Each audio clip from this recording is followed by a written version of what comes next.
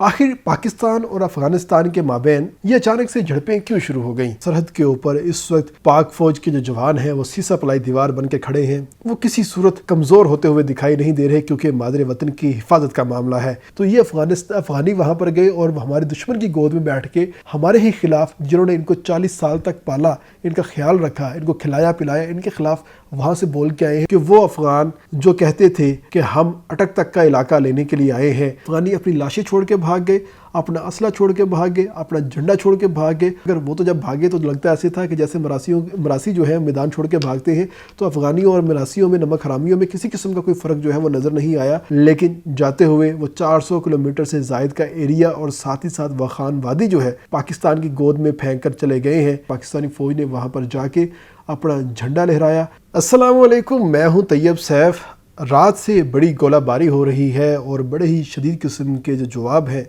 वो दिए जा रहे हैं। और सरहद के ऊपर इस वक्त पाक फ़ौज के जो जवान हैं वो सीसा पलाई दीवार बन के खड़े हैं। कुछ की शहादतें भी हुई हैं, ज़ख्मी भी हुए हैं, मगर जो अज़्म है और जो इरादे हैं वो किसी सूरत कमज़ोर होते हुए दिखाई नहीं दे रहे क्योंकि मादरे वतन की हिफाजत का मामला है। आखिर पाकिस्तान और अफ़गानिस्तान के माबैन ये अचानक से झड़पें क्यों शुरू हो गईं? कल अचानक से अफ़गानिस्तान ने और उनके जो तालिबान थे और ख़ास तौर पे जो दाइश के लोग थे, इन्होंने प्लान करके पाकिस्तान के मुख्तलिफ़ इलाकों में बैक वक्त जो सरहदी खिलाफ वर्जी है वो शुरू की। चित्राल से लेके चागी तक तमाम जो लंबी बाउंड्री है इसके ऊपर उन्होंने पाकिस्तान फ़ौज की जितनी भी चेक पोस्टें थी उन तमाम के ऊपर हमला स्टार्ट किया। और उस हमले के नतीजे में कुछ हमारे जवानों को उसमें नुकसान पहुँचा और फिर फ़ैसला किया गया कि अब अफ़गानिस्तान की मज़ीद किसी किस्म की कोई बात नहीं मानी जाएगी। और उससे पहले जो ख़ास तौर पे हमारे जो 2IC थे और ख़ास तौर पे लेफ्टिनेंट कर्नल, उनको जो शहीद किया गया, उनके साथ 11 से ज़ायद जवानों को शहीद किया गया, उसका बदला लेना भी बाकी था। जिसके बाद पाकिस्तानी फ़ौज ने भरपूर किस्म का जवाब देना स्टार्ट किया और रिज़ल्ट ये निकला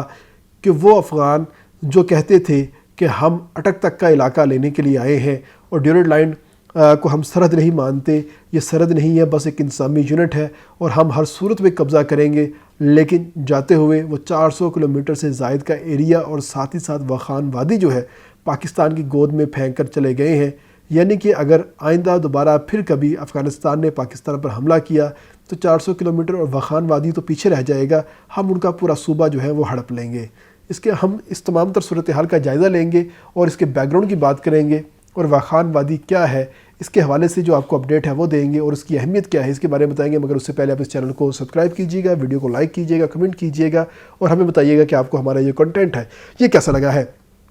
थोड़ी सी तारीख़ के ऊपर जाते हैं। तारीख़ में अफ़गानिस्तान जो है वो कहता है कि पाकिस्तान ख़ास तौर पे जो अटक तक का एरिया है ये अफ़गानिस्तान का हिस्सा था और हमने ये अंग्रेज़ दौर में लीज़ पे दिया था, जिसके बाद इंसानी यूनिट जो है वो तश्कील दिए गए थे और 100 साल की ये लीज़ थी। उसके बाद अंग्रेज़ यहाँ से चला गया लेकिन पाकिस्तान ने इस इलाके को हमें वापस नहीं किया। इस वजह से जो अटक तक का एरिया है वो हमारा है और ये जो हम सरहद है इसको हम बाकायदा तौर पर बाउंड्री नहीं मानते बल्कि इसको ड्यूरेड लाइन मानते हैं। यानी ये मुतनाज़ा इलाका है, इसके ऊपर निगोशिएट होना बाकी है। अब इस तमाम तर सूरत हाल को अफ़गानिस्तान जो है वो क्यों कहता है कि अटक तक का इलाका जो है वो हमारा है?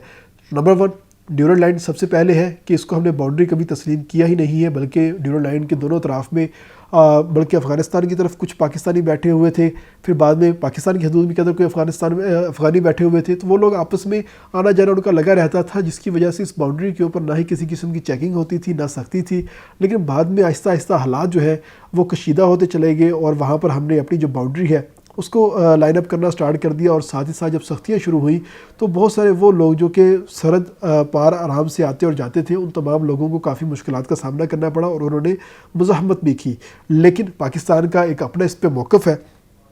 और उस मौक़िफ़ की वजह से हम ड्यूरेड लाइन को एक सरहद के तौर पे मानते हैं। दूसरा जिसमें पॉइंट आता है वो ये है कि माजी में जो अफ़गानियों की इस इलाके के ऊपर हुकूमत थी और वो इस तमाम तर एरिए को अपनी सल्तनत का हिस्सा जो है वो कंसीडर करते हैं और वो कहते हैं कि हमने ये सारा इलाका जो है इस पर हमारी हुकूमत थी और हम इसके ऊपर अपना काम जो है वो जारी रखे हुए थे। बाद में अंग्रेज़ आया तो अंग्रेज़ ने आके यहाँ पर इंसानी यूनिट तश्कील दिए, जिसकी वजह से ये तमाम तर चीज़ें हमारे पास से चली गई। उसके बाद तीसरा एक अफ़गानिस्तान का अंदर नारा लगता है, पश्तूनों का नारा लगता है कि जहाँ जहाँ पश्तून है वो अफ़गानिस्तान है और अटक तक आलमोस्ट जो है वो पश्तून काफ़ी तादाद में रहते हैं। यानी कि अगर हम 3 हिस्से तकसीम कर लें پشتونوں کے، تو ایک حصہ پشتون افغانستان کے اندر ہے اور 2 حصے پاکستان کے اندر ہیں۔ تو اس علاقے کو وہ پشتونوں کی وجہ سے اپنے ساتھ اس کا الحاق جو ہے وہ سمجھتے ہیں، اور اس لیے کل رات جو انہوں نے حملہ کیا وہ اس سارے علاقے کو لینے کے لیے حملہ کیا تھا، اور بڑا پلان قسم کا حملہ تھا۔ اور اس حملے کی آپ ٹائمنگ چیک کریں کہ اس سے پہلے کہ پاکستانی فوج کے اوپر انہوں نے بڑا ہی منظم قسم کا حملہ کیا، پاکستان کے لیفٹیننٹ کرنل جو ہیں وہ شہید ہوئے، ان کے ٹوائسی شہید ہوئے، ان کے ساتھ ان کے جو جوان تھے یونٹ کے وہ شہید ہوئے، اور اس کے بعد انہوں نے اس کے اوپر صبر نہیں کیا بلکہ اپنے جو وزیر خارجہ تھے ان کو افغانستان بھیجا، اور افغانستان جا کے وہاں سے جو مشترکہ اعلامیہ جاری ہوا اس مشترکہ اعلامیہ کے اندر جموں کشمیر کو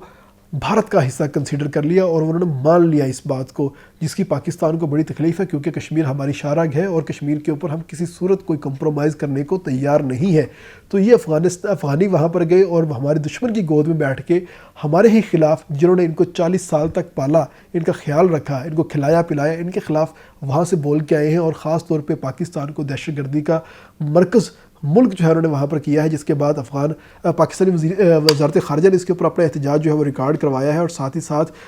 جو چیزیں تھیں وہ کلیئر ہونا سٹارٹ ہو گئی کہ اب جو یہ طالبان ہیں یہ پاکستان کے دوست نہیں رہے بلکہ یہ اب دشمن کے ہاتھوں میں کھیل رہے ہیں، اور ان کی جو اچانک سے عزائم بلند ہوئے ہیں اور انہوں نے جو ہم پہ حملے کرنا شروع کر دیے ہیں، اس کے پیچھے معاملات کچھ اور ہیں، جس کے بعد پاکستانی فوج نے ان کو ایسا ٹیکنیکل جواب دیا جس میں ٹینک بھی استعمال ہوئے، جس میں مارٹر گولے بھی استعمال ہوئے، جس میں light machine gun, heavy machine gun اور باقی جو ہینڈ گرنیڈ اور باقی جو استعمال ہوتا ہے اسلحہ وہ تو لاتعداد تھا، لیکن یہ تمام تر چیزیں استعمال ہوئیں اور ایسی ایگزیکٹ استعمال ہوئی کہ افغانیوں کو پتہ لگ گیا کہ ایک پروفیشنل فوج کے ساتھ لڑنا اور ایک ملیشیا کے ساتھ لڑنا کتنا فرق ہوتا ہے، اور پاک فوج نے ان کو بتایا، اور جیسے ہی دن چڑھا تو افغانیوں کو اپنی صورتحال کا اندازہ ہوا کہ ان کی 19 چیک پوسٹیں جو ہیں وہ پاکستانی فوج کے قبضے میں آ گئے۔ پاکستانی فوج نے وہاں پر جا کے اپنا جھنڈا لہرایا اور وہاں پر دیکھا کہ افغانی اپنی لاشیں چھوڑ کے بھاگ گئے، اپنا اسلحہ چھوڑ کے بھاگ گئے، اپنا جھنڈا چھوڑ کے بھاگ گئے، اور ایسی بے سر و سامانی کے عالم میں بھاگتے ہوئے نظر آئے کہ اگر کوئی ان کو عام بندہ دیکھے تو ان کے اوپر صرف ایک ٹھٹھا لگا کے ہی ہنس سکتا ہے کہ یہ اتنے بہادر بنے پھرتے ہیں جو اپنے آپ کو ریاستوں سپر پاورز کا قبرستان کہتے ہیں۔ تو یہ سپر پاورز کے قبرستان کے لوگ ایسے بھاگتے ہیں؟ وہ تو بہادر ہونے چاہیے، وہ تو دشمن کا مقابلہ کرنے کے لیے پیدا ہوئے ہیں، مگر وہ تو جب بھاگے تو لگتا ایسے تھا کہ جیسے مراسی جو ہے میدان چھوڑ کے بھاگتے ہیں۔ تو افغانیوں اور مراسیوں میں، نمک حرامیوں میں کسی قسم کا کوئی فرق جو ہے وہ نظر نہیں آیا، اور تمام تر صورتحال جب کلیئر ہوئی تو پتہ چلا کہ پاکستان نے 400 کلومیٹر کا جو ایریا ہے اس کے اوپر قبضہ کر لیا ہے، اور ساتھ ساتھ جو وادی وخان کو جو رستہ جاتا ہے ہم نے اس کے اوپر بھی کنٹرول کر لیا ہے۔ وادی وخان جو ہے ایک بڑی ہی اسٹریٹجک قسم کی وادی ہے، اور اس کی اگر ہم کل لمبائی کی بات کرتے ہیں تو کل لمبائی اس کی 350 کلومیٹر سے زائد ہے، لیکن اگر اس کی ہم چوڑائی کی بات کرتے ہیں تو کسی جگہ پہ اس کی چوڑائی جو ہے 15 کلومیٹر ہوتی ہے اور کہیں پر 60 کلومیٹر ہوتی ہے۔ اس کا جو ایک سرہ ہے وہ چائنا کے ساتھ ملتا ہے، ایک تاجکستان سے ملتا ہے، ایک سائڈ اس کی افغانستان سے ملتی ہے، اور ایک سائڈ اس کی پاکستان سے ملتی ہے، یعنی 4 ممالک کے درمیان یہ ایک لمبی دم کی طرح کی یہ ایک پٹی ہے۔ یعنی اگر آپ پورے میپ کے اندر جا کے دیکھیں تو افغانستان آپ کو ایک طرف نظر آئے گا، اور یہ افغانستان کی دم کے طور پہ آپ کو ایک سائڈ پہ نظر آئے گا، مگر یہ دم جو ہے یہ کتے کی دم ہے، یہ بڑی امپورٹنٹ ہے، اور پاکستان کو یہ چاہیے، چائنا کو یہ چاہیے، کیونکہ جیسے ہی پاکستان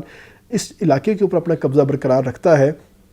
تو ہم براہ راست تاجکستان کے ساتھ جو ہے وہ مل جائیں گے، اور تاجکستان ہمارا ہمسایہ ملک کنسیڈر ہو جائے گا، اور ہم سی پیک کے تھرو یہاں سے اپنی بڑی آرام کے ساتھ تمام تر ٹرانسپورٹ گزار سکتے ہیں، ہم اپنی ٹرین یہاں سے گزار سکتے ہیں، اور سینٹرل ایشیا کے ساتھ ہمارے جو روابط ہیں وہ بڑے ہی آئیڈل قسم کے ہو جائیں گے۔ اگر پاکستان اس ایریا کے اوپر اپنا قبضہ برقرار رکھتا ہے تو چائنا بھی ہمیں سپورٹ کرے گا، سینٹرل ایشیا بھی ہمیں سپورٹ کرے گا، رشیا بھی ہمیں سپورٹ کرے گا، سوائے بھارت اور افغانستان کے ہر ملک جو ہے ہمیں یہاں پر سپورٹ کرتا ہوا نظر آتا ہے۔ اگر اس علاقے کی بات کرتے ہیں تو اس علاقے کی جو ہسٹری ہے وہ یہی ہے کہ جب انگریز یہاں پر آیا تھا تو اس علاقے کو لے کر یہاں پر کافی مسائل پیدا ہوئے تھے، اور بعد میں اس وقت رشیا اور انگلینڈ نے یہ تمام تر چیزیں فائنلائز کر لی تھی کہ ہم اس ایریے کو ایک بفر زون کے طور پہ کنسیڈر کرتے ہیں، یہاں پہ نو مین لینڈ ہوگا اور یہاں پر کسی قسم کی کوئی ایکٹیویٹی جو ہے وہ نہیں ہوگی۔ ایک تو اس کی وجہ سمپل یہی تھی کہ یہ بہت ہی سنگلاخ پہاڑ ہے، سخت چٹانیں ہیں،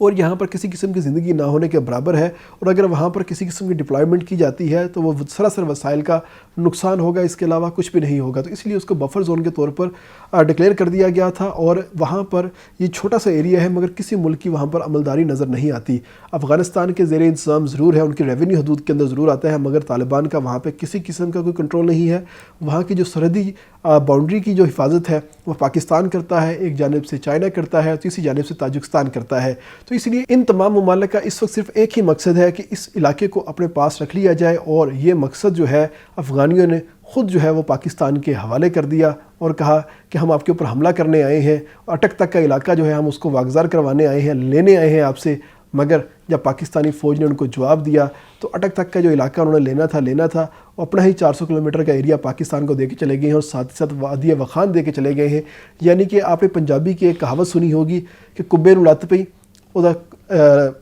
کوب نکل گیا۔ تو یہ وہ والا معاملہ ہوا ہے کہ افغانیوں نے اپنی طرف سے ہمارے اوپر بڑا ایک اٹیک کرنے کی کوشش کی تھی اور کچھ علاقہ کنٹرول میں لینے کی بات کی تھی، مگر پاکستان نے ایسا جواب دیا ہے کہ ہمارا سینٹرل ایشیا تک کا جو روٹ ہے وہ کلیئر ہو کے چلا گیا ہے۔ اس سے پہلے ہم جب بھی سینٹرل ایشیا کے ساتھ مذاکرات کی بات کرتے تھے، تجارت کی بات کرتے تھے، تو ہمیں افغانستان کو ساتھ بٹھانا پڑتا تھا، مگر اگر پاکستان اس جنگ بندی کے تناظر میں اس وادی وخان کے اوپر اپنا قبضہ برقرار رکھتا ہے تو ہمیں ان فیوچر افغانستان کے ساتھ کسی قسم کا جو مذاکرات کرنے کی ضرورت ہے وہ نہیں پڑے گی۔ ہم صرف تاجکستان کے ساتھ مذاکرات کریں گے، چائنا کے ساتھ مذاکرات کریں گے، اور اپنی تمام تر ٹریڈ جو ہے اس روٹ کے اوپر سے آسانی کے ساتھ لے کے جا سکیں گے، اور کوئی ہمیں روک نہیں سکے گا، کیونکہ یہ پاکستان کا ایریا ہے۔ یعنی کہ کل رات کی جنگ کے بعد